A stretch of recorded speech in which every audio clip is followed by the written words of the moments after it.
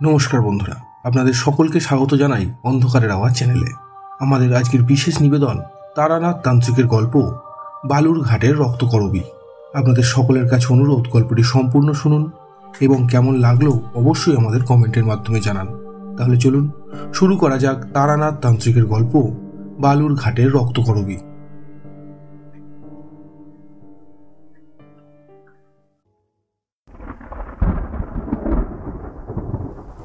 বৃষ্টি শুরু হয়েছে। হ্যাঁ, বৃষ্টি এই ভালো লাগে বই কি, কিন্তু যা শুরু হয়েছে একেবারে অতিরিক্ত মাত্রায়। এই বৃষ্টি নিয়ে অফিস করে ফিরে ঘরে বসে আছি। মোটে আর এইসব ভালো লাগছিল না। বিকেল গড়িয়ে যেতে যেতেই আমার মাথায় এলো তারানাথ তান্ত্রিকের কথা। ঠাকুর মশাইয়ের বাড়ি যাওয়া হয়নি অন্তত মাস 3 হবে। সেই শীতের দিকে গিয়ে কামিনী কাঞ্চন গল্পটা শুনেছিলাম। তারপর বিভিন্ন কাজ ও চাপের জন্য আর যাওয়া হয়নি। তার আগে প্রায় পরপর যেতাম। তারপর যা শুরু হলো, কিছুতেই ঘাড় ঘোরানোর সময় ছিল না। আজ একটা সুযোগ। জীবনের এই ক্লান্তিময় সময়ের মাঝে একটু ভবঘুরে জীবনের স্বাদ নেওয়াও দরকার। আমি এটা সেটা করে গিন্নির সামনে গেলাম। জানো গিন্নি, আমার আজকে একটা জায়গায় যাওয়ার কথা মনে পড়লো হঠাৎ করে। গিন্নি ঘরের কাজ করছিল। আমার কথা শুনে আমার দিকে ঘুরে দাঁড়ালো। তারপর মৃদু হেসে ভ্রু কুঁচকে বলল, আমি বুঝতে পেরে গেছি, আমায় আর বলে দিতে হবে না তোমার। বুঝে গেছো? বলো তো কি বলতে চাইছি আমি। এবার তুমি বলবে তোমার জ্যোতিষ ঠাকুরের বাড়ি যাওয়ার কথা। আমার চোখ দুটো গোল গোল হয়ে গেল। আমি এতদিন ধরে তোমার সাথে ঘর করছি, আমি কি আর জানবো না নাকি তোমার কখন কি মনে হয়? গিন্নিরা স্বামীর মনের কথা ঠিক বুঝে যায়। তুমি যদি এমন একটা ঠাকুর মশাইয়ের বাড়ি যেতে মাঝে মধ্যে, তবে তো আমিও বলে দিতে পারতাম। তোমার আর কি, বৃষ্টি পড়েছে মানে এবার তোমায় যেতে হবে তান্ত্রিক মশাইয়ের বাড়িতে। এটা বাদেও আমার সাথে মানে আমার হাতে হাতে একটু কাজ করে দিতেও তো পারতে। সেটা না করে দৌড়। যাই হয়ে যাক, ঝড় বৃষ্টি আর কুয়াশা ঢাকা হলেই ওনার ঠেকি। কখনো তো বলো না অফিস থেকে এসে গিন্নির সাথে একটু কাজ করি। দেখো, তুমি আমার আর যা খুশি নিয়ে খারাপ কথা বলার বলো, কিন্তু খবরদার আমার ওই তারানাথের নামে আবেগ নিয়ে কোনো কথা তুমি বলবে না। ওরে বাবা রে, যেন ঠিক জায়গায় আঘাত করেছি। কেমন তেড়ে এলে তুমি, দেখো তো কি তুমি জানো না ঠাকুর মশাই আমার কাছে ঠিক কি? জেনে শুনেই ওনার সাথে অন্য কিছু তুলনা করো কিভাবে? হয়েছে, আর বেশি আদিক্ষেতা দেখাতে হবে না। আমি বরং একদিন গিয়ে তোমার ঠাকুর মশাইকে বলে আসবো যে তোমার আর কিশোরী বাবুর জন্য একটা ঘর তৈরি করে দিতে। তোমরা দুজনে ওনার সেবা করবে আর ওনার সাথেই থাকবে। ওনার বাড়িতে দুবেলা দুমুঠো ভাত খাবে। আহা, দেখো হাসির কথার কি ছিরি। তোমারও তো বাপের বাড়ি যাওয়ার খুব শখ। আমিও তবে শ্বশুর মশাইকে বলছি তোমার জন্য একটা ঘর বানিয়ে নিতে, আর তারপর তোমায় বাপের বাড়িতে রাখতে। আমি চলে গেলে তোমায় রান্না কে করে দেবে শুনি? এই বয়সে কেই বা তোমায় বিয়ে করবে? আমি আছি এই অনেক। আহারে, আমিও ঠাকুর মশাইয়ের বাড়িতে গেলে তোমাকে খাওয়াবে কে? এই বয়সে কি তোমার আর বিয়ে হবে? এই পর্যায়ে এসে আমাদের তর্ক থেমে গেল। একটু হাসাহাসির পর গিন্নি বলল, অনেকদিন পর তোমার মনে এলো দেখছি। তা আজ কিন্তু বৃষ্টি আছে, একটা ভালো ভৌতিক পরিবেশ। ফিরে এসে আমাকেও শুনিয়ে দিও না গল্পটা, রাতে শুনতে আরো ভালো লাগবে।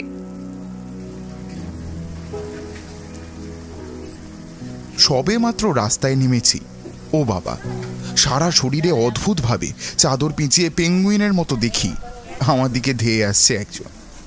কাছে এসে বলল, ভায়া, এই শীতে আমিও কিন্তু ঠাকুর মশাইয়ের বাড়ির দিকে রওনা হয়েছি।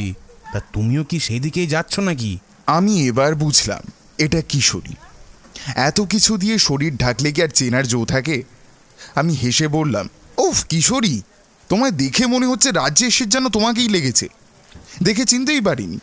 তার উপর মাংকি ক্যাপ, তুমি পারো বটে।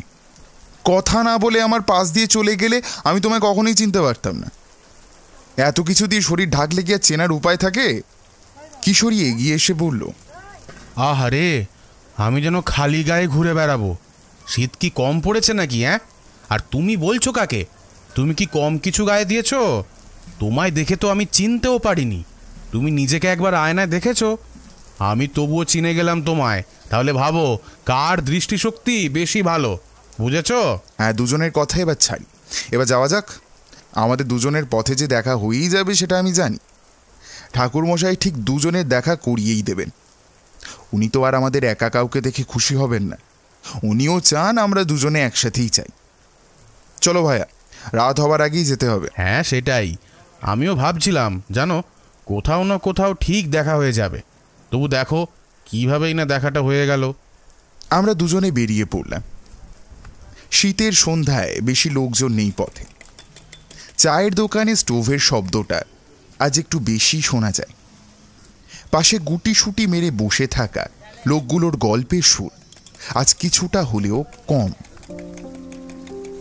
এর মাঝেই কখনো কোনো গাছের ভেতর থেকে খুব মিহি কণ্ঠে ভেসে আসছে দু একটা পাখির ডাক। আকাশ জুড়ে তারায় তারায় ঝলমল করছে। এক ফালি চাঁদ উঠেছে আকাশে, সেটা কখনো মেঘের ভিতর ঢুকছে আবার বেরিয়েও আসছে। সারা আকাশ জুড়ে তার আলোয় সেজে উঠেছে সাদা মেঘগুলো। ঝিঁঝি ডেকে চলেছে নিজের মতো। কোথাও ঝোপের ভিতরে মিটমিট করে জ্বলছে জোনাকি।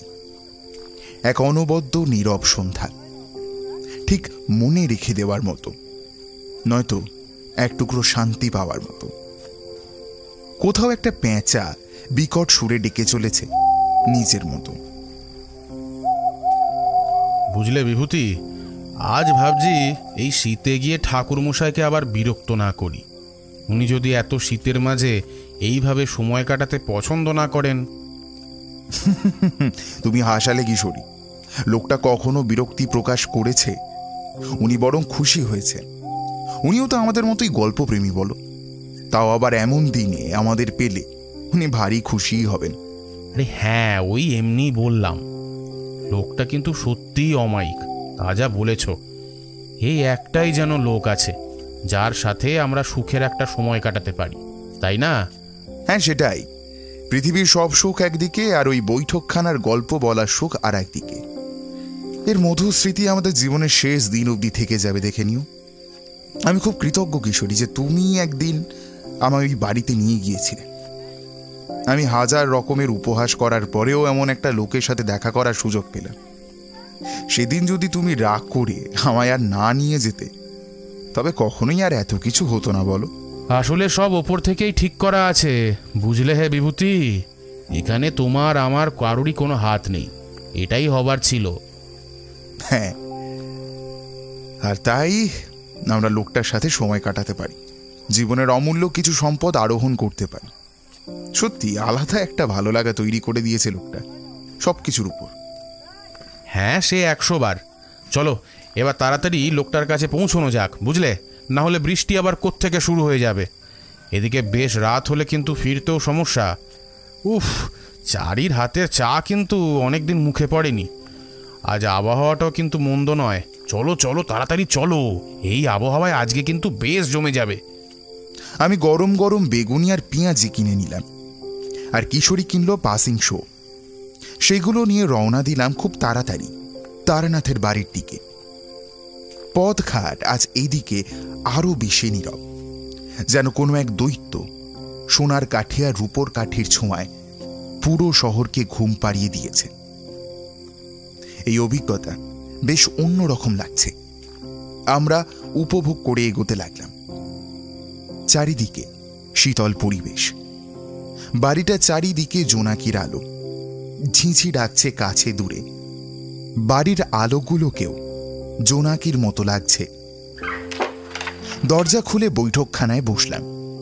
চারিদিকে কুয়াশার আস্তরণ। ঘরের মাঝখানে থাকা একটা লণ্ঠনের আলো সারা ঘরটাকে একটা রহস্যপুরীর কক্ষ বানিয়ে দিয়েছে যেন। কি হে বিভূতি, বউকে গল্প শোনানোর জন্য একেবারে গল্প শুনতেই চলে এলে? তাকিয়ে দেখি তারানাথ দরজায় দাঁড়িয়ে। দরজার পাল্লাটা সরিয়ে ভেতরে এলেন তিনি, তারপর আবার আটকে দিলেন। কারণ বাইরে থেকে প্রবল কুয়াশার আস্তরণ ঘরের ভেতরে আসছিল। আর আমায় অবাক করে দিল এটা বলে যে আমায় আমার স্ত্রীকে গল্প শোনাতে হবে। আসার পথে এটা কিশোরীকেও বলেছি, তা ও সে বিষয়ে অবগত। হেসে বলল, আপনি তো দেখছি ঘরে বসে বসেই সব দেখতে পাচ্ছেন, তাই এই যে আমরা আসতে চাই এটাও কি তবে আপনার জন্যই নাকি ঠাকুরমশাই? মানে আপনি কি দুজনের মনে এখানে আসার কথা স্মরণ করিয়ে দেন যেদিন আপনার ইচ্ছে করে? তারানাথ ভেতরে এসে নিজের জায়গায় বসলেন। কিশোরী তার দিকে পাসিং শোয়ের প্যাকেটটা এগিয়ে দিলে। উনি সেটা পেয়ে একটা আনন্দের হাসি দিলেন। তারপর একটা সিগারেট ধরিয়ে বেশ আয়েশের সাথে ধোঁয়া ছাড়তে লাগলেন। একটু পরে বললেন, রহস্য বুঝলে,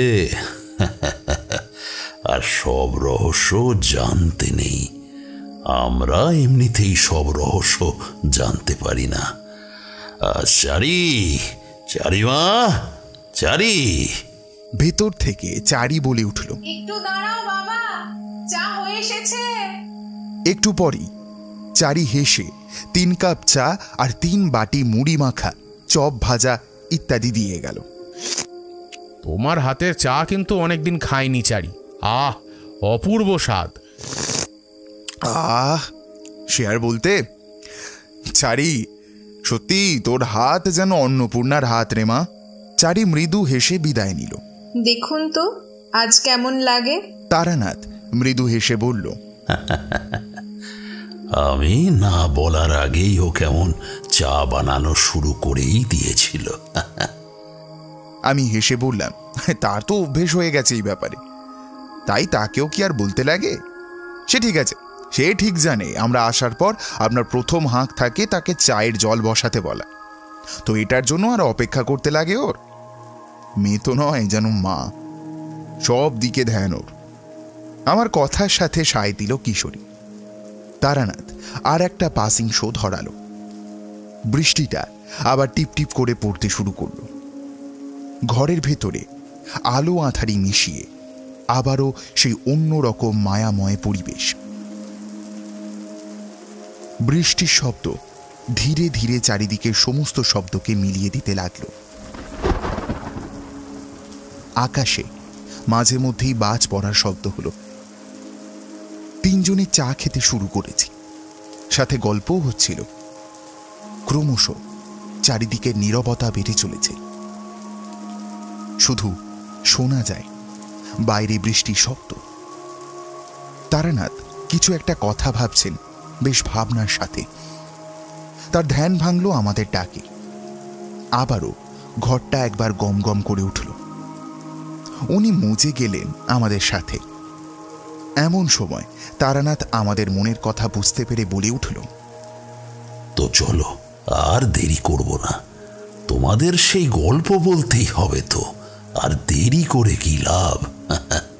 আজ তো দেখছি মেঘনা চাইতেই জল পাচ্ছি সর্বত্র। আজ ভাগ্যটা বেশ প্রসন্ন, বুঝলে ভাইয়া? হ্যাঁ বিভূতি, তার উপর তুমি স্ত্রীর সাথে অর্ধেক ঝগড়া করে এসেছো। আমি আরো অবাক হলাম। উনি আর কিছু বলতে না দিয়ে বলে উঠলেন, চলো, খুব বেশি অবাক হওয়া স্বাস্থ্যের পক্ষে ভালো নয়। আমি বরং শুরু করি। চালের উপর বৃষ্টি পড়ার শব্দ। ঘরে লণ্ঠন জ্বলছে একটা। সেই আলোয় চারিদিক কেমন রহস্যময়, সাথে ছিঁচির ডাক আর বৃষ্টির শব্দ। সমস্ত কিছু মিলিয়ে মিশিয়ে আমরা যেন এক অন্য পৃথিবীতে পৌঁছে গিয়েছি। আজ একটা ছোট্ট ভুলের গল্প বলবো, বুঝলে? বুঝবে যে একটা ছোট্ট ভুল মানুষের কত বড় বিপদ নিয়ে আসতে পারে। ছোট ভুলের মাসুল গুনতে মানুষকে কি করতে হয়। আমি অদ্ভুতভাবে জড়িয়ে গিয়েছিলাম ভাগ্যে সেই গ্রামে, না হলে আদৌ কি করে সবটা সম্ভব হতো কে জানে। কারণ আমি আর কোনো সম্ভাবনা দেখতে পাইনি। হতে পারে একটা গ্রামকে শ্মশান তৈরি করে দিত সে। সে মানে ঠাকুরমশাই? গল্প এগোতে এগোতে সবটা জানা যাবে। এতটা উতলা হলে তো কাজ হবে না। হ্যাঁ হ্যাঁ, আপনি বলুন তো ঠাকুরমশাই। সেবারে বেশ বৃষ্টি হলো, তারপর শরৎ এলো। চারিদিকে একটু অভাব অনটন ছিল বই কি, তবে দুর্গাপুজোর আগের যে পরিবেশ বা আনন্দ, সেটা কিন্তু কখনো মাটি হয় না। চারিদিকে তাই সাজো সাজো রব। ভাদ্রের শুরু তখন। কাশ ফুলে ঢাকা নদীর পাড়, আকাশে ভাসমান ছেঁড়া তুলোর মতো মেঘ, শিউলি ফুলের গন্ধের মাদকতা, সব মিলিয়ে দুর্দান্ত একটা পরিবেশ বটে। তখনই আমার ইচ্ছে হলো বেরিয়ে যাওয়াই তো যায় এই সময়, গেলে মন্দ কি। মনটা যেন বড্ড ভবঘুরে হয়ে উঠল। আর প্রত্যেকবারের মতোই মনের কথা শুনে বেরিয়ে পড়লাম কাঁধে ঝুলি নিয়ে। স্টেশন থেকে একটা বালুরঘাটে যাবার ট্রেন পেলাম, তাতেই চড়ে বসলাম দেরি না করে। এই পরিবেশের সাথে মনটা হারানোর জন্য যেন উদ্গ্রীব হয়েছিলই। ট্রেনে রাতটা যে কত মজা করে কাটিয়েছি তার বলার নয়। খুব খুব আনন্দ পেয়েছিলাম। জানলার বাইরে থাকা রাতের জোছনায় মাঠ ঘাট আমায় যেন আরো বেশি করে নেশা লাগিয়ে দিচ্ছিল। পৌঁছলাম পরদিন বিকেল নাগাদ। বেশ গ্যাঞ্জাম ছিল স্টেশনে, যেন মনে হলো এখানকার লোক ঠেসে ঠেসে অন্যত্র যাচ্ছে। আমি এবার কোন দিকে যাই বুঝলাম না। বেশি কিছু না ভেবে স্টেশনের বাইরের দিকে বেরিয়ে এলাম। পাশেই দেখি কিনা তাল গাছের লম্বা বাগান অনেকটা দূর অবধি গিয়েছে। তার ফাঁকে ফাঁকে দেখা যাচ্ছে দূরের মাঠ ক্ষেত। সূর্য একেবারে পশ্চিম আকাশে হেলে পড়েছে। পাখির দল সুরে ডেকে ডেকে বাসায় ফিরছে। এদিকে এই লোকালয় তো তেমন কিছুই নেই। আমি বুঝতে পারছি না আদৌ ঠিক রাস্তা দিয়ে এসেছি কিনা, তবে পথের উপরটা দেখে মনে হচ্ছে যে এদিকে লোকজন যায়। তবে এই সময় যাচ্ছে না হয়তো, এই যা। আমার ঘোরার উদ্দেশ্য হলেই হলো। একটু পর দেখি হর্তকি আর শাল সেগুনের বন শুরু হয়েছে। চারিদিকে প্রচন্ড রকমের নীরবতা, সাথে অজস্র পাখির কুজন। অনেকটা হেঁটে যাওয়ার পর বুঝতে পারলাম আমার খিদে লেগেছে, সাথে জল তেষ্টাও। কিন্তু এখন উপায়? সামনে কোনো কিছুই চোখে পড়ছে না, না তো কোনো বাড়িঘর। উফ, একটু বসতে হবে। একটা শিরীষ গাছের নিচে ঘাসের মাদুরের উপর বসে পড়লাম। মাথার উপর কাক ডেকে চলেছে। চোখটা ধীরে ধীরে যেন বুজে আসছে। চেষ্টা করেও আর আটকে রাখতে পারছি না। এইভাবেই কখন যেন ঘুমিয়েই পড়লাম।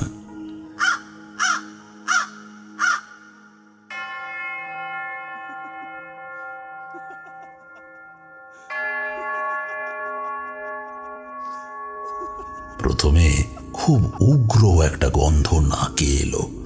কি ফুলের গন্ধ এত উগ্র বুঝতে পারছি না।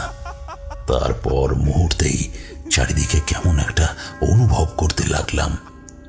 কোনো এক অদ্ভুত হাসির রোল শুনতে পেলাম। কোনো নারী হাসছে যেন, সাথে তার মুখ থেকে বেরোনো প্রবল রকমের একটা রাগী স্বর, যেটা খুব ভয়ানক হয়ে কানে বাজছে। চারিদিকে যেন কুয়াশায় ঢেকে যেতে লাগলো। আকাশে বাতাসে যত পাখি ভেসে বেড়াচ্ছিল সব ধপধপ করে পড়তে লাগলো মাটিতে। কয়েকটা শিশুর কান্নার আওয়াজ ভেসে আসছে, যেন কেউ তাদের গলা চেপে ধরে শ্বাসরুদ্ধ করে দিচ্ছে, সাথে তাদের সেই দম আটকানো কান্না। সব মিলিয়ে এক ভয়ঙ্কর পরিস্থিতি চারিদিকে। কেউ যেন হাঁটছে দমদম করে শব্দ তুলে, তার হাঁটার সাথে যেন মাটিও কেঁপে উঠছে। আমার বুকের ভেতরটা কেমন যেন করে উঠল। এমন সময় ক্ষীণ আলোয় আমার সামনে একটা ভয়ঙ্কর দৃশ্য দেখতে পেলাম। একটা রক্তাক্ত নারী, যার হাতে ধরা একটা ছোট্ট শিশুর মাথা, সেটাই সে বেশ তৃপ্তির সাথে খেতে ব্যস্ত। তার মুখের দুই দিকে পড়ছে সেই ছোট্ট মাথার রক্ত আর মাংসের দলা। নারীর মুখটা ভালো দেখা যায় না, তবে বোঝা গেল সে হাসছে, আর খুব বিকট হাসি। অন্ধকার ভেদ করে সেই হাসিটা কানে এসে খুব বিকট ভাবে ধরা দিচ্ছে। তার লম্বা চুলও আমার চোখে পড়ছে, যেগুলো তখন রক্তে মাখামাখি। ও তার পায়ের কাছে পড়ে আছে কিছু হাড়গোড়, পড়ে আছে কিছু কাটা মাথা। সেই উগ্র গন্ধটা আরো উগ্র লাগছে এবার। সেই ভয়ঙ্করী এবার আমার আরো কাছে এগিয়ে আসছে। কেমন একটা ভয় কাজ করছে এবার আমার মধ্যে। ঠিক তখনই যেন সে আমায় ধরে ঝাঁকিয়ে দিল।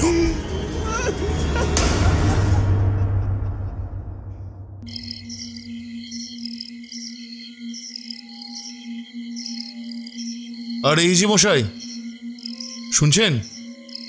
আরে মশাই, শুনছেন? ঘুমটা ভেঙে গেল।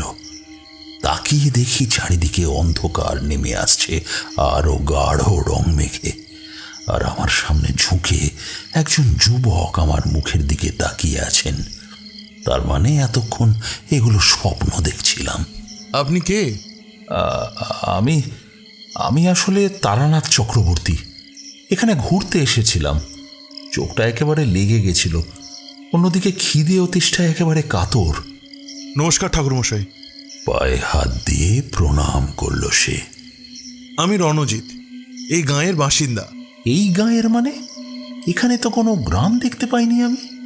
এই তো পাশেই ঠাকুরমশাই। বলেই সে আঙুল দেখিয়ে একদিকে ইঙ্গিত করল। আমি উঠে দাঁড়ালাম, চোখ মুখ ঘষলাম। তা ঠাকুরমশাই, আপনি এখানে উঠেছেন কোথায়? চারিদিকে আরো ঝিঝি ডেকে উঠছে। বনের ভিতর থেকে কত রকমের শব্দ ভেসে আসতে লাগলো। আমি আসলে কোথাও উঠিনি, বুঝলে। আমি এই ঘুরতে বেরিয়েছি, দেখি কোথায় একটু মাথা গোজার মতো জায়গা পাই। আসলে ঠাকুরমশাই, আমি আপনাকে আমাদের বাড়িতে নিয়ে যেতাম, কিন্তু গ্রামে যে মোড়ক নেমেছে, সেখানে বাইরে কাউকে নিয়ে গেলে গ্রামের লোক মন্দ বলবে। নইলে আমি আপনাকে আমার বাড়িতে নিয়ে যেতাম। আপনার সেবা করতে পারলে বড্ড আনন্দ অনুভব হতো। আর আর আমিও আপনাকে এই সময় এই গ্রামে নিয়ে যেতে চাইছি না, যদি আপনার কোনো ক্ষতি হয়। আর সত্যি কথা বলতে, আমিও চাইছি না যে অজানা অচেনা লোক এসে এগুলোর মধ্যে ফেঁসে যাক। আমি তাকে আটকে দিয়ে বললাম, মড়ক লেগেছে মানে? কি হচ্ছে বলো তো একটু আমায়। ঠিক কবে থেকে তা বলা মুশকিল, তবে এটা গ্রামের উত্তর দিকে মাঠের ওপারের বাসিন্দা রসিক হালদারের বাড়ি থেকে সূত্রপাত হয়েছে। কিসের সূত্রপাত? আসলে ঠাকুরমশাই, এই সন্ধেবেলায় আসলে আমি এসব কথা বলতে চাই না, এতটাই ভয়ঙ্কর যে। তুমি ভয় না পেয়ে নির্ভয়ে বলতে পারো, আমি আছি। আমি থাকতে কিচ্ছু হবে না তোমার, তুমি বলতে পারো। হ্যাঁ বলছি। আসলে ওই বাড়ি দিয়েই শুরু, তারপর থেকে বাচ্চা হারানো বাড়তে লাগলো। ছোট ছোট বাচ্চাদের আর খোঁজ পাওয়া যাচ্ছে না। বাচ্চা হারাতে লাগলো? কিন্তু কেন? সে আমার বলতে ভয় লাগে ঠাকুরমশাই। রক্তাক্ত বাচ্চাগুলো, উফ, সে কি ভয়ানক, সে কি ভয়ানক। আমার স্বপ্নটার কথা মনে পড়ে গেল। একটু আগেই তো আমি এমনই একটা খারাপ স্বপ্ন দেখছিলাম। তবে কি এই স্বপ্নটা ইঙ্গিত দিয়েছিল কিছু? ওনার কথার সাথে তো কিছুটা মিলে গিয়েছে। না জানি আরো কোন সত্য লুকিয়ে আছে এর ভিতরে। না, এবার আর যাই হোক, আমি আর কোনো ক্ষতি হতে দেব না লোকগুলোর। আপনি কি ভাবলেন ঠাকুরমশাই? আপনি এই গ্রামের সমস্যার মধ্যে পড়ার থেকে এখান থেকে বরং স্টেশনের দিকে চলে যান। আজ ট্রেন নেই, কাল চলে যাবেন। এই গ্রাম থেকে লোক এখন পালাচ্ছে, আপনি এসে আবার সমস্যায় পড়বেন। আমি ভেবে নিয়েছি রণজিৎ, আমি কি করব। কি করবেন? আমি তোমাদের গ্রামে যাব, যথাসম্ভব চেষ্টা করব অশুভ শক্তিকে দমন করার জন্য। আমি জেনে শুনে বিপদের মুখে ফেলে যাব এমন ব্যক্তি নই। তুমি এবার বিশ্বাস করে তোমাদের গ্রামে আমায় নিয়ে যেতে পারো। রণজিৎ যেন কিছুতেই আমার কথা বিশ্বাস করতে পারেনি। আমতা আমতা করে বলে উঠল, আপনি সত্যি যাবেন ঠাকুরমশাই? হ্যাঁ রণজিৎ, আমি যাব। তোমাদের এই সমস্যার একটা বিহিত করেই তবে আমি যাব। তখনকার ওই স্বপ্নটার মানে বুঝতে পারলাম। তার মানে ঈশ্বর আমায় ইঙ্গিত দিয়েছেন, আর আমি ওনার কথা অক্ষরে অক্ষরে পালন করব। নিজের সবটা দিয়ে চেষ্টা করব এই সমস্যার আসল কারণ খুঁজে বের করতে। ঝোপ জঙ্গল পেরিয়ে আমরা একটা গ্রামে গিয়ে উঠলাম। বড় মাটির রাস্তা, জোছনায় আলোকিত হয়ে আছে চারিদিকে বাঁশের গাছ আর বাড়িগুলো। কোনো বাড়ি থেকে অল্প অল্প কথার স্বর ভেসে আসছে, তবে পুরো গ্রামটা প্রায় শুনশান। কি একটা আতঙ্ক যেন সারা গ্রামে ছেয়ে আছে। আমি ঢোকার মুহূর্তেই নাকে একটা বিকট গন্ধ পেলাম।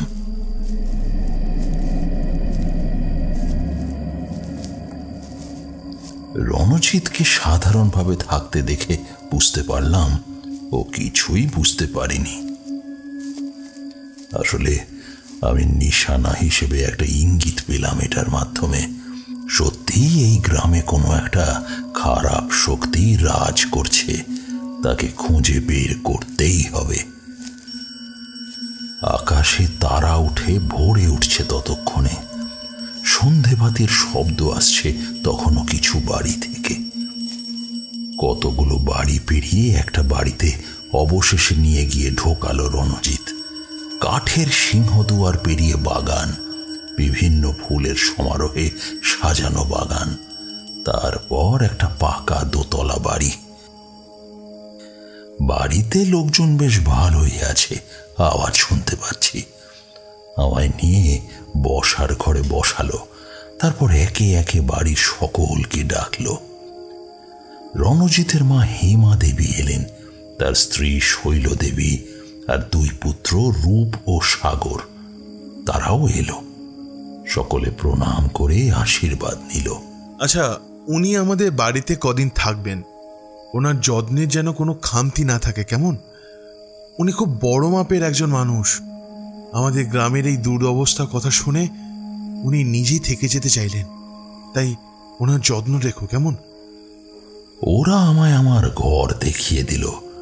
দোতলার ছাদের পাশেই ঘর, বেশ নিরিবিলি। পাশে কতকগুলো ফুল গাছ। এখন সকলেই প্রায় নিচে, শুধু বাচ্চারা ঘরে বসে বই পড়ছে।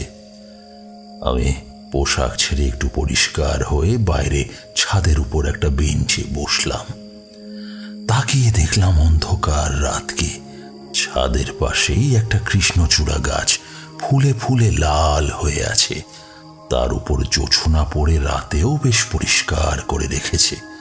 তারই একটু ভেজা গন্ধ জায়গাটায় মাতাল করে রেখেছে।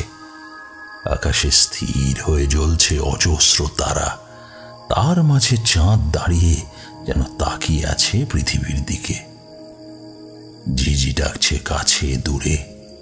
প্রচন্ড ক্লান্তির পর এখানে বিশ্রাম নিতে গিয়ে আবারও হালকাভাবে আমার চোখের পাতা যেন লেগে গেল।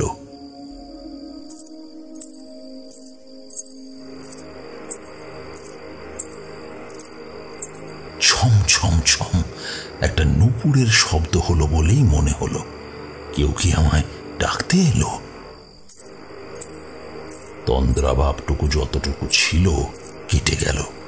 আমি চোখ মেলে উঠে দাঁড়ালাম তাকে দেখার জন্য, কিন্তু ছাদের দরজার দিকে আমি কাউকেই দেখতে পেলাম না। কেউ এলে ওখানে চারার কোনো দিক দিয়ে তো আসতে পারবে না। আমি ভালো করে তাকালাম। এখানে তেমন আলো না থাকলেও রাতের চাঁদের আলোয় চারিদিক ভীষণ স্পষ্ট ছিল, তাই দেখতে সমস্যা হওয়ার কথা নয়। ছমছম শব্দটা আর নেই। আমি খুব তীক্ষ্ণভাবে নজর ফেলেও কাউকে দেখতে পেলাম না। এমন একটা পোকার শব্দ আছে বটে, তবে সেটা আলাদা। সেটা আরো ঘন ঘন হতো আর আরো জোরালো। এটা একটা মেয়ের পায়ের ছন্দের মতোই ছিল। কেউ কি এসেছো? হ্যাঁ? কিন্তু কেউ উত্তর করল না। এমন সময় সেদিক থেকে চোখ ফিরিয়ে আমি সামনের দিকে তাকালাম, কৃষ্ণচূড়া গাছটার দিকে, আর তখনই চমকে উঠলাম। হ্যাঁ, স্পষ্ট দেখতে পাচ্ছি কৃষ্ণচূড়া ফুলের রঙেরই ঘাগরা পরে একটা মেয়ে দাঁড়িয়ে আছে ছাদের কোনায়, হেলে একেবারে কৃষ্ণচূড়া গাছটার দিকে তাকিয়ে। লাল ঘাগড়ার মাঝে তার অতীব ফর্সা কোমর চোখে পড়ে, সাথে তার লাল ফিনফিনে ওড়নার উপর যত্নে রাখা লম্বা চুলগুলো নজরে এড়ায় না। আরো একটা ব্যাপার, জায়গাটা খুব বেশি উগ্র একটা গন্ধে ভরে আছে। খুব উগ্র কোনো বুনো ফুলও এই গন্ধের কাছে নিমেষেই হেরে যাবে। কিন্তু কি? আমার আগে তো এখানে আসেনি, থাকলে দেখতাম। আর নুপুরের শব্দের পর আমি চারিদিকে তাকিয়ে কাউকে পেলাম না। তখনকার সেই নুপুরের ধ্বনি যদি এনার দ্বারাই হয়, তবে আমি তাকে আমার সামনে দিয়ে আসতে কেন দেখলাম না? আবার এটাও হতে পারে ছাদের জায়গায় জায়গায় তো অন্ধকার ছিল। তবে কি সেই অন্ধকারের জন্য আমি তাকে কোনোভাবে দেখতে পারিনি? অনেকগুলো যুক্তি আমার মাথায় ঘুরছিল। না, তার সামনে যেতে হবে। কে সে? সে আমার উপস্থিতির পরেও ছাদে এইভাবে দাঁড়িয়ে আছে। যে কোনো মহিলা তো অচেনা একটা পুরুষ মানুষের সামনে এইভাবে দাঁড়াতে পারে না। আমি এবার তার দিকে এগিয়ে যেতে লাগলাম। সে কি কানে কম শোনে? আমি এতবার ডাক দেবার পরেও কিছুতেই যেন শুনতে পাচ্ছে না, নাকি শুনেও ওইভাবে আছে আমায় পাত্তা না দিয়ে। আমি যতই তার দিকে এগিয়ে যাচ্ছি, ততই যেন সেই উগ্র গন্ধটা আমার নাকে আরো বেশি করে ধরা দিতে লাগলো। খুব কাছে গেলাম। চাঁদের আলোয় তার দুধে আলতা গায়ের রং ভীষণ উজ্জ্বল লাগছে। তার লম্বা চুলগুলো বাতাসে ভাসছে, এমনকি ওই ফিনফিনে ওড়নাটা আমার গা প্রায় স্পর্শ করে যাচ্ছে। আমি তাকে ডাকতে চাইলাম, আর ঠিক তখনই আমার পিছনে আরো একটা নুপুরের শব্দ হলো। কেউ যেন আমার দিকেই এগিয়ে আসছে। আমি তখন চমকে উঠলাম, শরীর যেন মৃদু কেঁপে উঠল। আসলে পরিস্থিতি এমন তৈরি হয়েছে যে নুপুরের শব্দটা আমার কানে অদ্ভুতভাবে বেজে উঠেছে। মাথার উপর একটা কাল পেঁচা বিকট সুরে ডেকে চলল। মেঘের আড়ালে ঢাকা পড়ে গেল চাঁদটা। আমার সামনে একটা নুপুরের শব্দ বাদে আর যেন পৃথিবীতে কিছুই নেই, শুধুই শূন্যতা চারিদিকে। আর আমি তার মাঝে হাঁ করে দাঁড়িয়ে আছি। ঝিঝিগুলো কখন যেন থেমে গিয়েছে। কৃষ্ণচূড়া গাছের ডালে কোনো একটা পাখি ডানা ঝাপটাচ্ছে।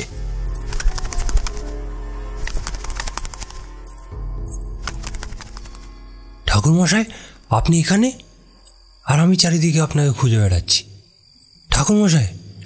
তৎক্ষণাৎ পিছনের দিকে তাকালাম। দেখলাম দরজার পাশে দাঁড়িয়ে আছে শৈল, আমার উত্তরের অপেক্ষায়। ঠাকুরমশাই আপনাকে খেতে দিয়েছেন, আসুন একটু। তুমি যাও, আমি আসছি। শৈল চলে গেল। আমি আবার এদিকে তাকিয়ে আর কাউকে দেখতে পেলাম না। সেই নারী কোথায় গেল মুহূর্তের ভিতর? চাঁদের আলো এবার যতটুকু দেখা যায় তাতে চারিদিকে ভালো করে লক্ষ্য করলাম, কিন্তু কোথাও দেখতে পেলাম না। মানে ভ্যানিশ। কিন্তু যদি এটা কোনো অলৌকিক কিছু হয়, তবে আমি টের পেলাম না কেন? আমার তো টের পাবার কথা, কিন্তু কিছুতেই টের পেলাম না। এমন একটা অদ্ভুত অনুভূতি নিয়ে আমি নিচে নেমে গেলাম। গিয়ে দেখলাম খাবারের থালায় অনেক কিছুই সাজিয়ে রেখেছে। এত কিছু আমার খাওয়ার সাধ্য নেই, কিন্তু জোর করার জন্য আমায় খেতেই হলো। লুচি, সুজির পায়েস, আলু ভাজা, চচ্চড়ি, শেষ পাতে সন্দেশ, মিষ্টি দই ইত্যাদি। খিদে ভালোই পেয়েছিল, খাওয়াটা মন্দ হলো না। একসাথে খেতে বসেছিলাম রণজিৎ আর আমি। দুজনে খেতে খেতে গ্রাম নিয়ে দু একটা গল্প করছিলাম আর কি। শুনলাম এই দুদিনে আর কোনো শিশুর মৃত্যু হয়নি, তবে গ্রামে একটা আতঙ্ক লেগেই আছে। আর বলেন কেন ঠাকুর মশাই, এমন সদ্য হওয়া শিশুগুলো ভাবতেই কষ্ট লাগে। একটা গোটা গ্রামে এতগুলো শিশু মারা গেল, ভাবতেই বুকটা ফেটে যায়। অথচ এর মধ্যে কোনো বিহিত নেই। কেন হচ্ছে এসব তাও কেউ বুঝতে পারছে না। কোনো দেবদেবীর রোষ কিনা তাও বোঝার উপায় নেই, কারণ দেবদেবীর রোষ হলে তো অন্তত তারা কাউকে স্বপ্নাদেশ দেন।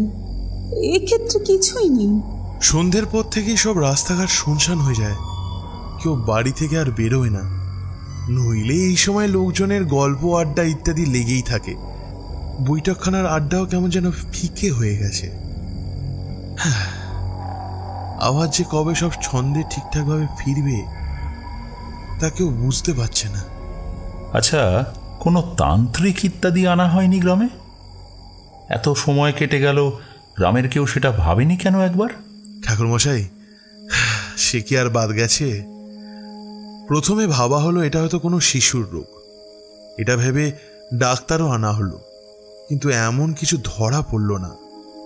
কত কবিরাজ, তান্ত্রিক টাকা নেওয়া শেষে এসব বুঝিয়ে দিয়ে চলে গেল, আর আমরা একই সমস্যায় পড়ে রইলাম।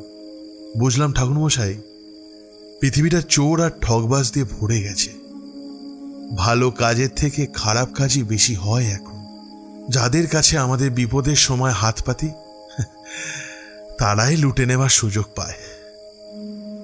বুঝলাম, যারা এসেছিল তারা কিছুই করতে পারেনি, তবে টাকার লোভও ছাড়তে পারেনি, সেটা নিয়েই ভেগেছে। আর গ্রামের লোকগুলো সমস্যায় পড়েই আছে। মৃত্যু হয়তো গ্রামটার অভ্যেস হয়ে দাঁড়িয়েছে। খাওয়া শেষ হতেই বৃষ্টি শুরু হলো। আমার মাথা থেকে ওই মেয়েটির কথা বেরিয়ে গেল। খাওয়া শেষ করে আমরা বারান্দায় বসলাম। আমরা বলতে রণজিৎ আর আমি দুজন বারান্দায় বসে বিভিন্ন গল্প করছিলাম। অন্যদিকে মুষলধারে বৃষ্টি পড়ছে। রণজিৎ গ্রামের সমস্ত কথা বলছিল গ্রামের জমিদার বাবুর কথা। জমিদার নরেনবাবু বড্ড ভালো লোক, উনিও কম চেষ্টা করছেন না। ওনার ছোট ছেলের ছোট মেয়েটাও উনি মৃত্যুর গ্রাসে হারিয়ে ফেলেছেন। ওনার বাড়িতেও তাই চলছে শোকের ছায়া। জমিদারের ছোট ছেলে ভীমের একটা ছেলের পর একটা মেয়ে হয়েছিল। সেই সন্তানই 1.5 মাস বয়সে হারিয়ে গেল মৃত্যুর গ্রাসে। এ বড্ড কষ্টের কথাই বটে। গ্রামে এমন মৃত্যু কেউ আটকাতে পারছে না। বলতে বলতেই আরো একটা ভয়ঙ্কর কথা বলে উঠল রণজিৎ। অন্যদিকে বৃষ্টির ঝপাঝপ শব্দ, কড়কড় করে বাজ পড়ছে দূরে।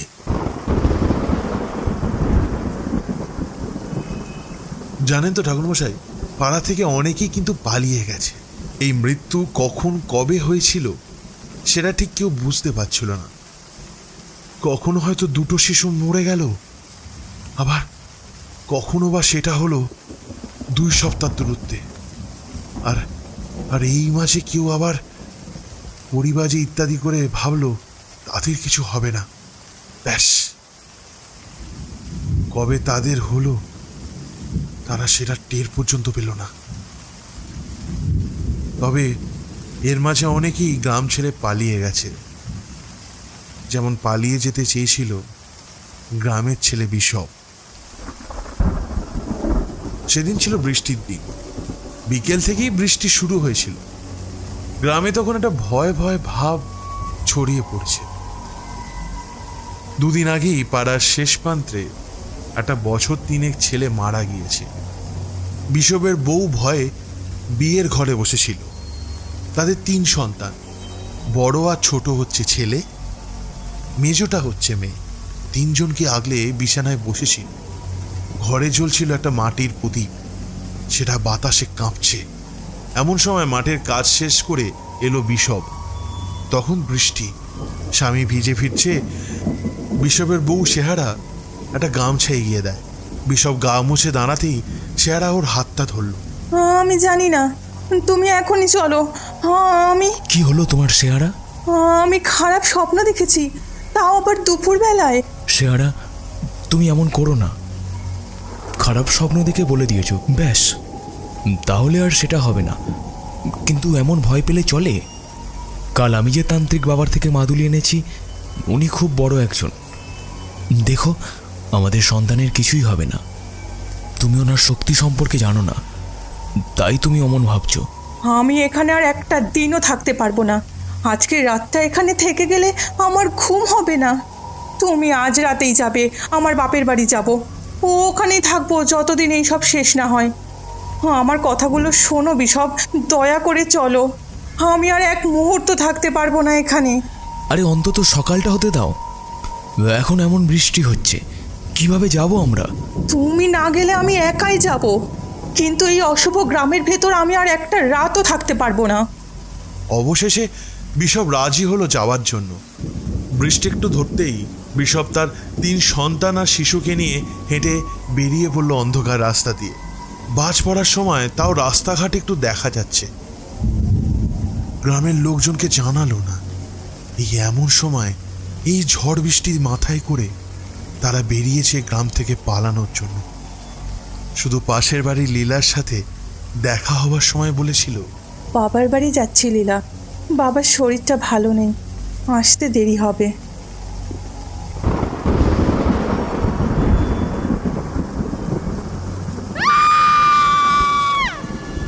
হঠাৎ একটা চিৎকার শোনা গেল বনের ভেতর থেকে।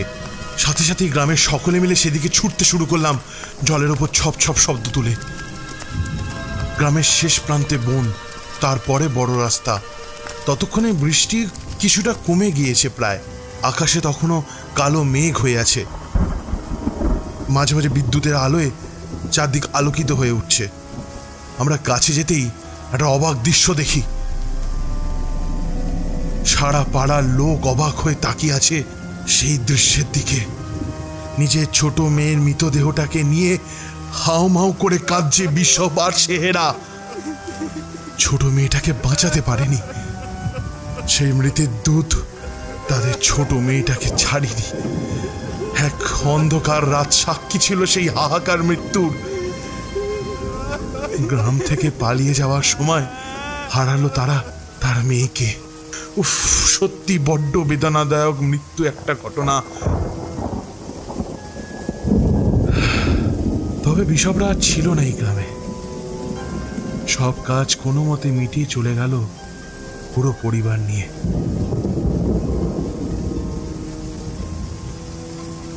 রাতে শুয়ে শুয়ে কথাগুলো ভাবতে লাগলাম। এক একটা দৃশ্য আমার চোখের সামনে ভাসতে লাগলো। ভাবতেই গা শিউরে উঠল। কতটা আতঙ্ক নিয়ে এই গ্রামটা আছে সেটা যেন উপলব্ধি করতে পারছি।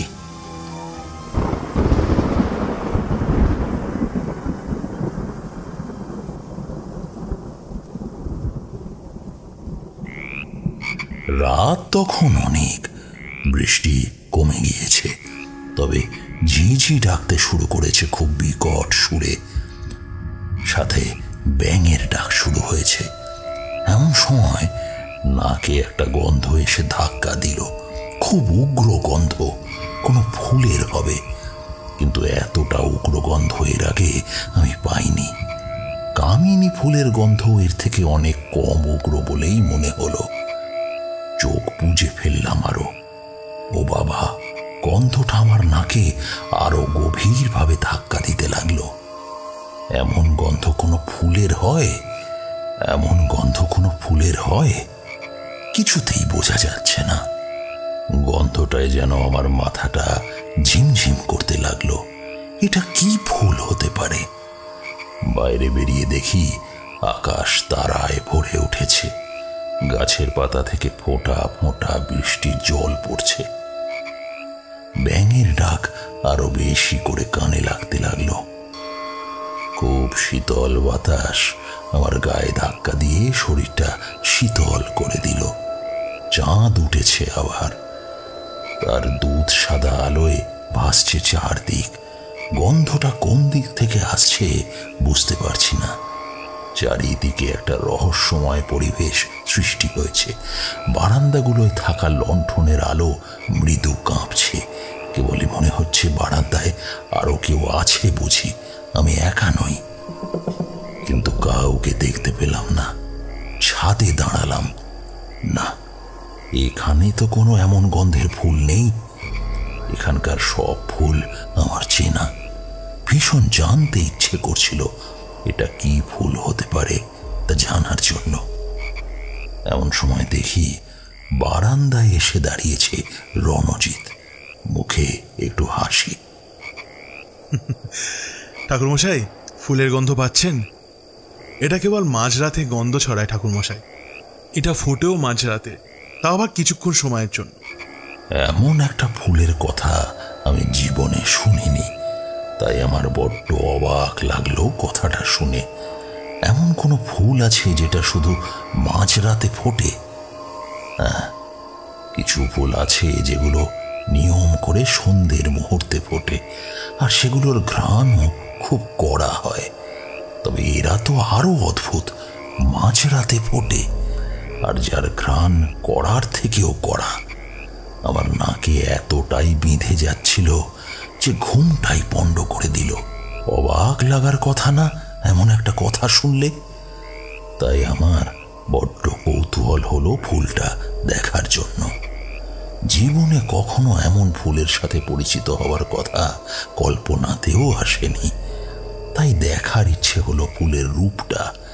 দেখতেও নিশ্চয়ই খুব অদ্ভুত হবে। চলুন তবে বাগানের দিকে যাই। আমি আর সে বাগানের দিকে যেতে লাগলাম। গাছের পাতা থেকে জমে থাকা বৃষ্টির জল গায়ে এসে পড়ছে। চাঁদের আলোয় বেশ পরিষ্কার চারদিকে। সে আমায় বাগানের একটা দিকে নিয়ে যেতে লাগলো। গন্ধটা এদিকে আরো উগ্র থেকে উগ্রতর হতে লাগলো, যেন নাকের ভেতর থেকে সমস্ত শরীরে সেটা ছড়িয়ে গিয়ে পুরো শরীরটা অবশ করে তুলছে। আমি যেন এগিয়ে যাচ্ছি যন্ত্রের মতো। চারিদিকে কি আছে না আছে আর তেমন চোখে পড়ছে না। শুধু মনে হতে লাগলো এই গন্ধ অনুসরণ করে আমায় খুব তাড়াতাড়ি ওখানে পৌঁছতে হবে। রণজিৎ আমার সামনে সামনে, আর আমি তার পিছনে এগিয়ে চলেছি। এই তো ঠাকুরমশাই, এই তো ওই ওই ওই ওই দিকে গেলেই।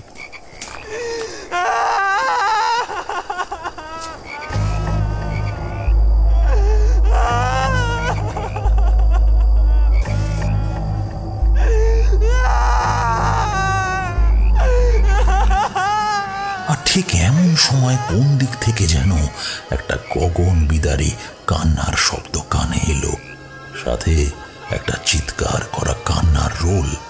গা যেন শিউড়ে উঠল, শরীর অবশ হয়ে এলো এই রাতে এমন কান্না শুনে। রণজিৎ আমার দিকে ঘুরল। ঠাকুরমশাই, চলুন, আমাদের এবার যেতে হবে। চলুন ঠাকুরমশাই। বলেই সে সজোরে ছুট দিল, আর আমি তার পিছনে পিছনে যেতে লাগলাম। ততক্ষণে বুঝে গেছিলাম গ্রামের কেউ বিপদে পড়েছে আবার। এই কান্নার শব্দ ওখান থেকেই আসছে, যেটা বুঝতে পেরেছে রণজিৎ, তাই ও ওদিকেই ছুটছে। কিছুক্ষণ জল কাদা আর জঙ্গল পেরিয়ে আমরা পৌঁছে গেলাম গ্রামের মাঝে একটা মাটির বাড়ির উঠোনে। সারা বাড়ি ভর্তি লোকজনের কোলাহল আর কান্নার শব্দ। কারোর বা চোখে মুখে লেগে আছে আতঙ্কের ছাপ। আমি মৃত শিশুর দিকে এগিয়ে গেলাম। তার মাথার দিকে থাকা কুপির কম্পিত আলোয় তার দিকে তাকালাম। গাটা যেন শিউরে উঠল। এখনো সেই দৃশ্য ভাবলে গাটা কেমন কেঁপে ওঠে। সে কি ভয়ঙ্কর, বলার মতো না। দেখলাম রক্তাক্ত শরীরের মাথাটা যেন একেবারে খুবলে খাওয়া। মাথার অর্ধেক নেই। নাকের মাথাটা থেকে মুখটা অবধি না থাকার জন্য মুখের ভিতরের হাড়, মাংস আর এক একটা গহ্বর দেখতে পাওয়া যাচ্ছে।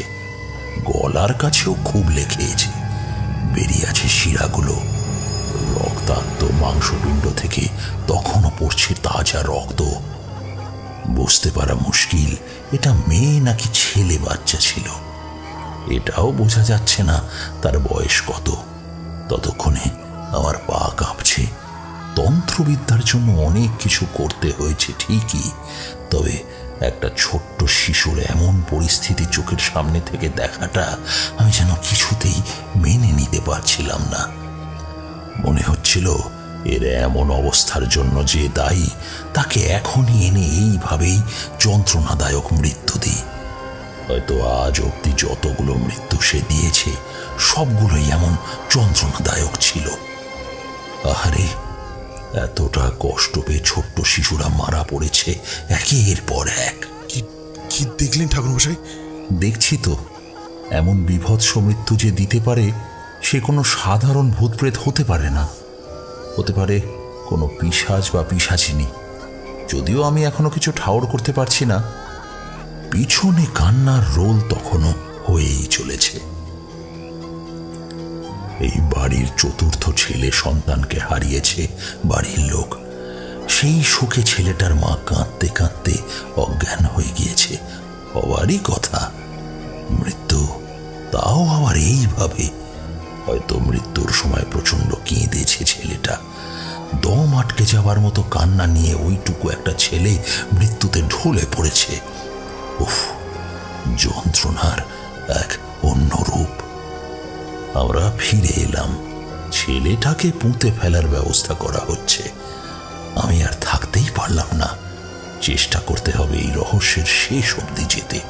তারপর এই অপরাধীকে শাস্তি দিতে হবে। আমি এসেছি মানে আমি তার শেষ দেখে ছাড়ব।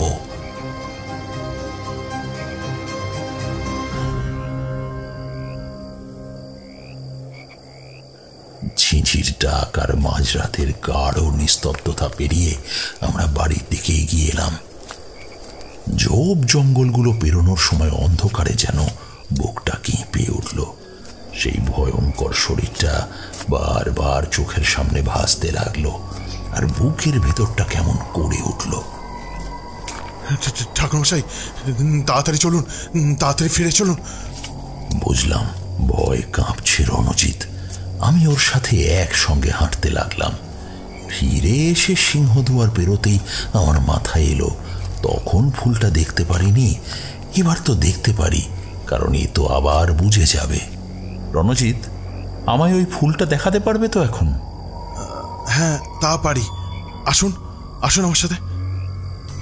আমরা আবার সেদিকে এগিয়ে যেতে লাগলাম। তবে এবার আর সেই উগ্র গন্ধটা নেই।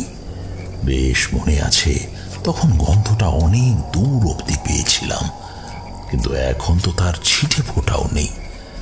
আরো অবাক হলাম গাছটার কাছে গিয়ে, কারণ রণজিৎ বলে উঠল, এখন তো আর দেখা যাবে না ঠাকুরমশাই, কারণ এটা তো বুঝে গিয়েছে। বুঝে গিয়েছে? হ্যাঁ, এই তো দেখুন না। চাঁদের আলোয় সেই প্রথম গাছটা দেখলাম। কেমন সবুজ আর লালচে বড় বড় পাতা। একটা গুল্ম জাতীয় গাছ। দুই মানুষ সমান উঁচু হয়েছে। 7-8টা ডাল হয়েছে। পাতাগুলো ঠিক পান পাতা বা গোলমরিচ পাতার মতোই, তবে আকারে বড়, সেগুন পাতার মতো আকার। চাঁদের মিয়ন আলোয় দেখলাম সেই ডালের আগায় আগায় খুব লালচে লালচে কিছু ছোট ছোট কুঁড়ি। ঠাকুরমশাই, এইগুলো ফুটলেই গন্ধ ছড়িয়ে পড়ে, আর এই মাত্রই হয়তো বুঝে গিয়েছে, তাই এমন গন্ধ আর নেই। একটু আগে হেলেই হয়তো দেখতে পেতেন। আমার ভারী অবাক লাগলো, একটু গন্ধ অবধি নেই। পুরো ফুল বুঝে গেল আর গন্ধও মিলিয়ে গেল।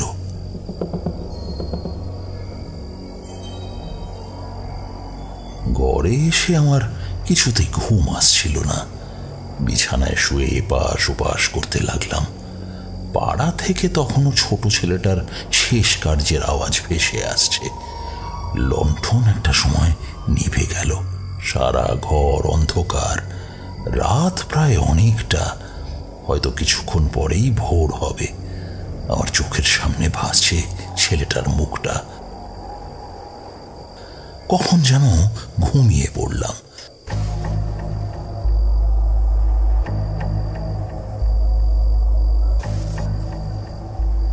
ঘুম আবার ভেঙে গেল। মনে হলো খুব উগ্র গন্ধে ভরে গিয়েছে ঘরটা। ঠিক দুবার এমন গন্ধ পেয়েছি আমি। হ্যাঁ, মনে পড়েছে কাল সন্ধে হবার পর ছাদে যখন দাঁড়িয়েছিলাম একটা নারীকে দেখতে পেয়েছিলাম, যে কৃষ্ণচূড়া গাছের দিকে মুখ করে দাঁড়িয়েছিল। সে যতক্ষণ ছিল এমন একটা গন্ধ ছিল, তবে একটু কম ছিল।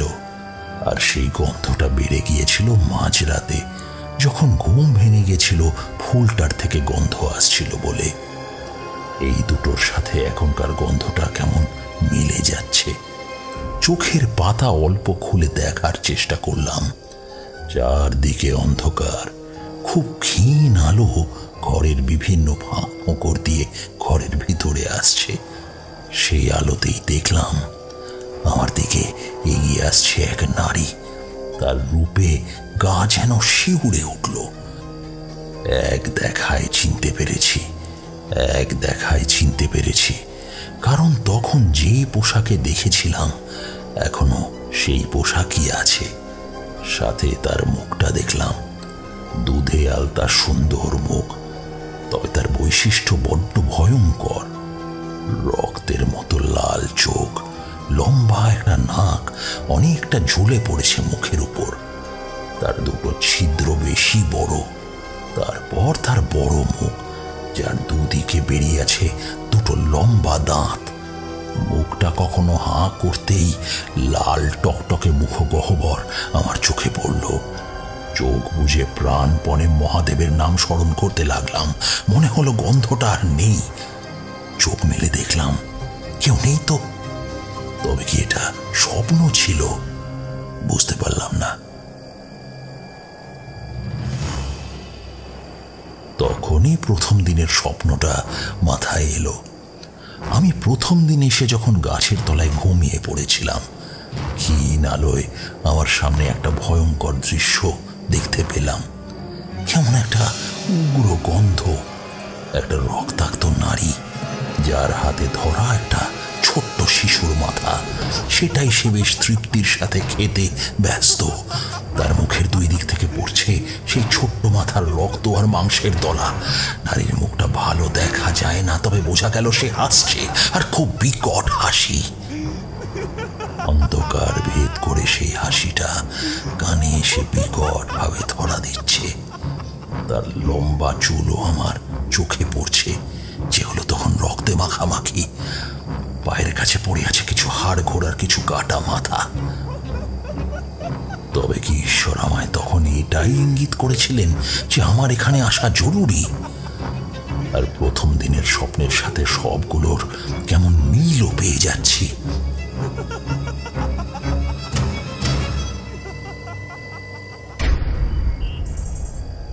ভোরে একটু ঘুমোলাম। সকালে উঠে রণজিৎকে কিছু প্রশ্ন করার আছে, দেখি তার আগে একটু ঘুমিয়ে নি। একটা রাতেই এত কিছু ঘটে গেল যে স্বস্তিতে ঘুমানোর মতো সময়টুকুও পেলাম না। সকালে উঠে দেখি আমার জন্য চা জল খাবার তৈরি। ওগুলো খাওয়ার পর বারান্দায় বসলাম। বৃষ্টির পর হালকা রোদ্দুর উঠেছে আজ, তারই ছটা পড়েছে সারা বারান্দায়। আমার উল্টো দিকে বসলো রণজিৎ। তোমার কাছে আমার কিছু প্রশ্ন করার আছে রণজিৎ।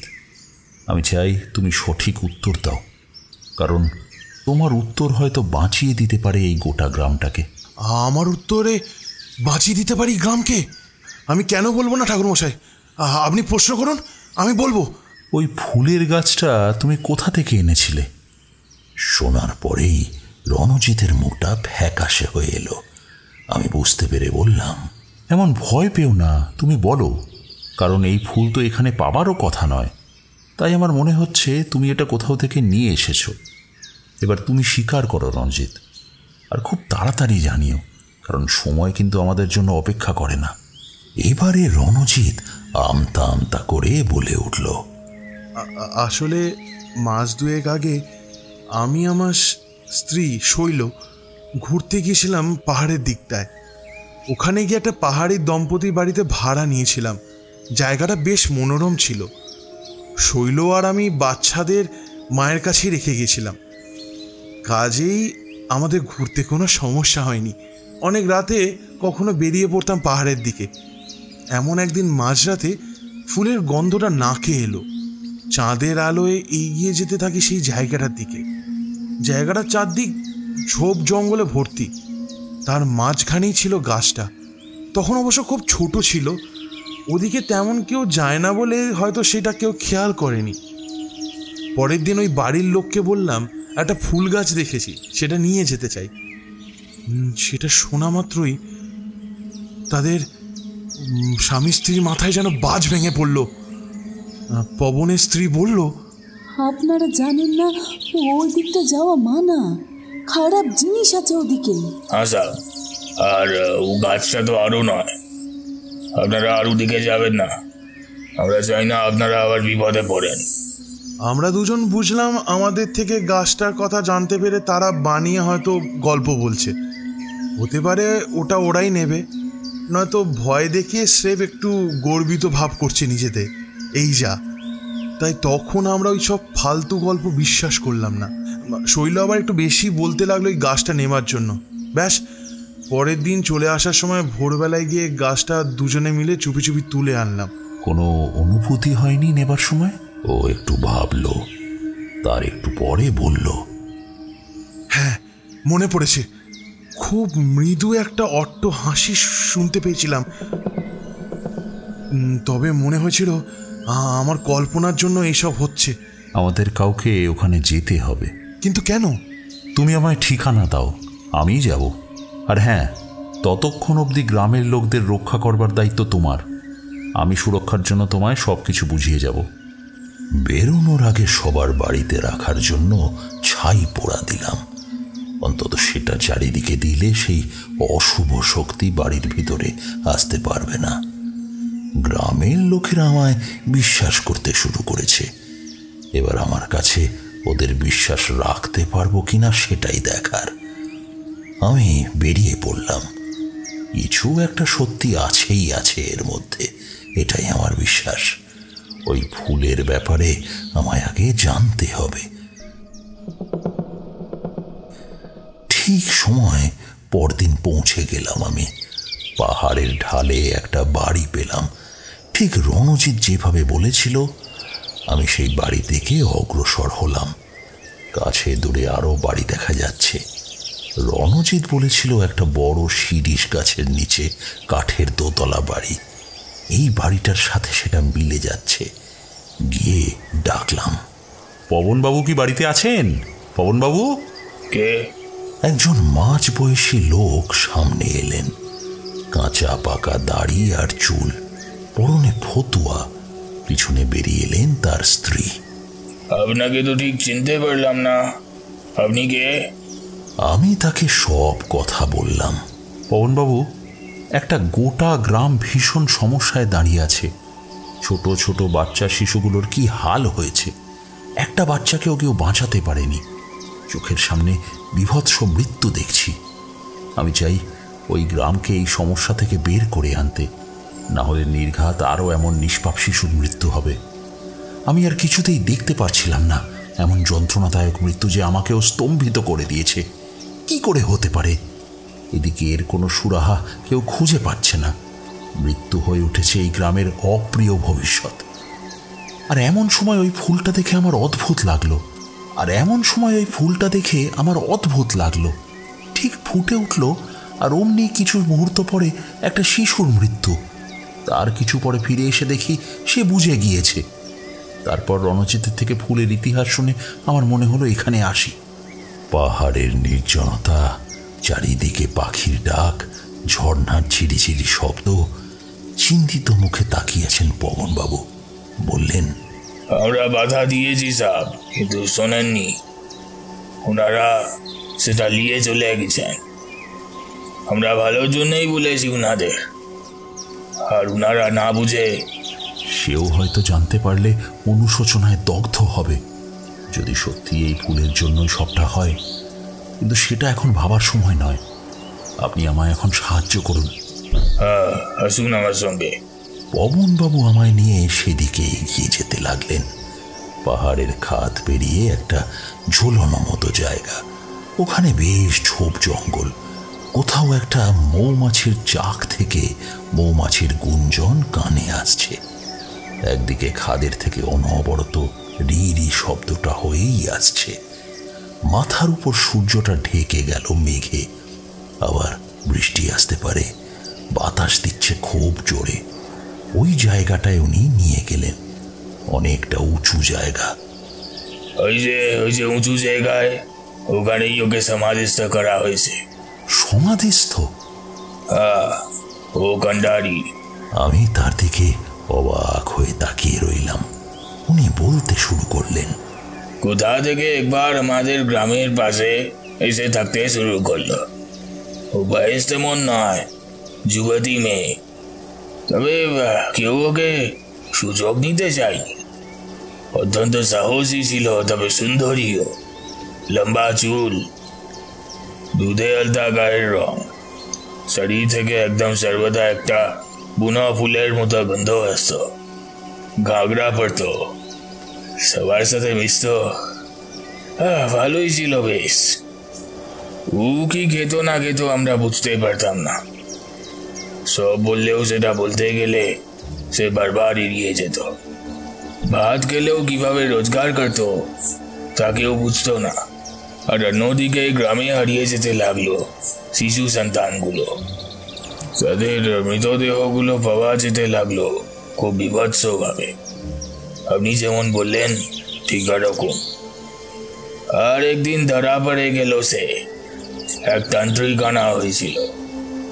সেই দেখেছিল তন্ত্রের দ্বারা। ও একটা ডাইনি ছিল, আর লোভ ছিল ওই বাচ্চাগুলোর প্রতি। তাকে যখন এখানে আগুন দিয়ে ভস্ম করা হচ্ছিল, তখন তার আসল রূপ বেরিয়ে এসেছিল। ও বাবা, সে কি বিভৎস! সেই লম্বা নাক, কান, লাল চোখ, মুখের মধ্যে রক্তের দাগ। এই উঁচু জায়গায় ছিল ওর সমাধি। ওই রঞ্জিত বাবু আর ওর বউর কি কখনো সন্দেহ হলো না ওই জায়গাটা দেখে? আমার বলার পর অন্তত একটু ভেবে দেখতে পারতেন তারা। সেটা না করে কেন লুকিয়ে নিয়ে গেল কে জানে। চালাকি করতে গিয়ে একটা বড় বোকামি করে ফেললো। আচ্ছা, উপায় এবার? হ্যাঁ, ওই তান্ত্রিক যখন চলে গেলেন তার আগেই বলে গেছিলেন ওই ডাইনি অনেক শক্তিশালী। ও যে কোনো জায়গায় আসতে পারে, যে কোনো গাছে আসতে পারে। যদি এমন কিছু হয় তাহলে কেউ যেন ওই গাছটাকে কোথাও থেকে না সরায়। সরালেই কিন্তু ও মুক্তি পাবে। তাও কখনো মুক্তি পেয়ে গেলে তাকে বিনাশ করা যাবে একমাত্র সেই গাছ বিনষ্ট করে ফেললেই। আপনাকে অনেক ধন্যবাদ পবনবাবু। আপনি না হলে এই গ্রামটা বাঁচতে পারত না। আমি সবটা দিয়ে চেষ্টা করব। নিঃস্বার্থভাবে এমন চেষ্টা করেছেন আপনি ঠাকুর। আপনি যেন জিতে যান এই প্রার্থনা করি।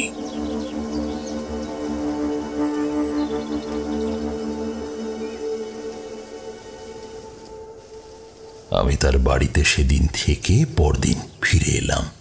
এসেই দেখি পাড়ার অনেকেই আমার কাছে এসে হাজির। তারা এটাই জানালো যে এই দুদিন গ্রামের চারদিক থেকে প্রচণ্ড রকমের হুঙ্কার ভেসে এসেছে।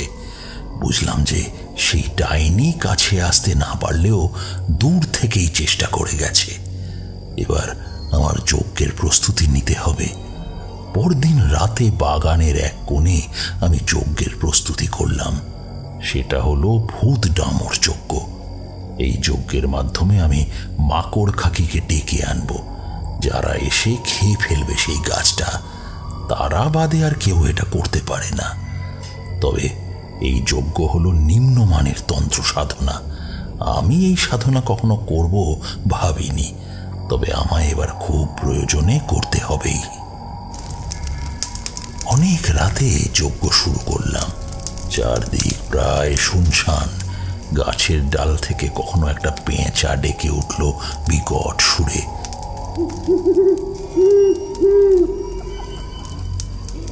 অন্ধকারে দূর থেকে একটা হুঙ্কার বা অট্টহাসি এখনো শোনা যাচ্ছে। আমার পাশে বসে আছে রণজিৎ, তার মা ও স্ত্রী। আমি মন্ত্র পড়ে যজ্ঞের আগুনে সমস্ত কিছু আহুতি দিতে লাগলাম। কিছুটা সময় পর ধরণী ফুঁড়ে উঠে এলো মাকড় খাকি। মানুষের উচ্চতায় এরা, দেখতেও তেমনই, শুধু গায়ের রং নীল। এলো বেশ কয়েকটা। যজ্ঞের আগুনে ওদের অদ্ভুত লাগলো দেখে আমি হুঙ্কার দিলাম, ওই গাছটা ধ্বংস করে দে। আমি আঙুল দিয়ে নির্দেশ দিতেই সেদিকে ধেয়ে গেল ওরা।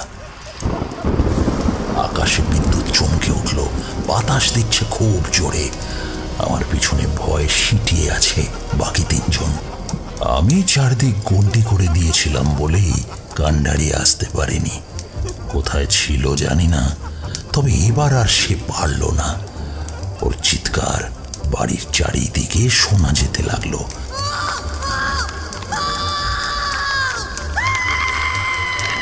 আর তখনই সমস্ত মাকড় খাকি ওই গাছটা চিবিয়ে খেতে লাগলো। সারা বাড়ির চারদিকে হুঙ্কার তখনও বিদ্যমান। অন্ধকার আকাশে বাতাসে সেটা ভাসতে লাগলো।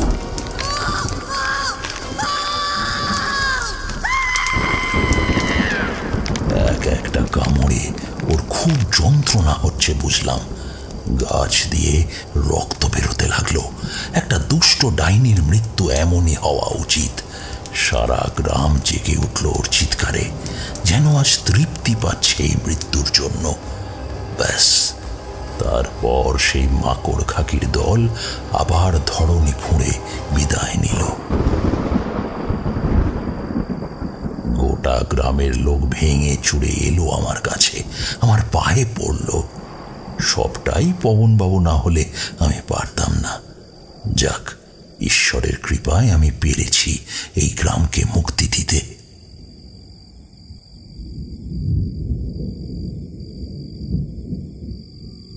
বৃষ্টি থেমে গেছে বাইরে। ঝিঁঝির ডাক এবার আরো কানে আসছে। চারিদিকে অদ্ভুত রকমের নীরবতা। আমরা ঘরের ভেতরে তখনও অবাক হয়ে বসে, এখনো সেই ঘোর থেকে বেরিয়ে আসতে পারিনি। হয়তো আরো সময় লাগবে।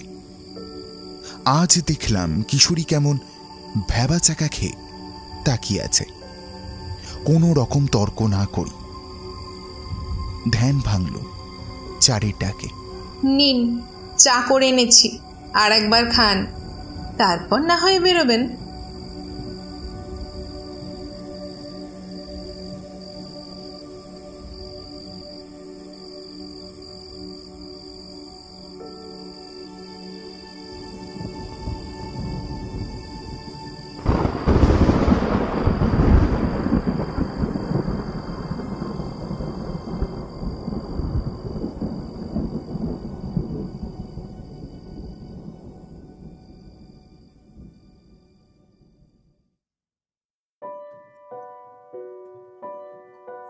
শুনছিলেন তারানাথ তান্ত্রিকের গল্প বালুর ঘাটের রক্তকরবী।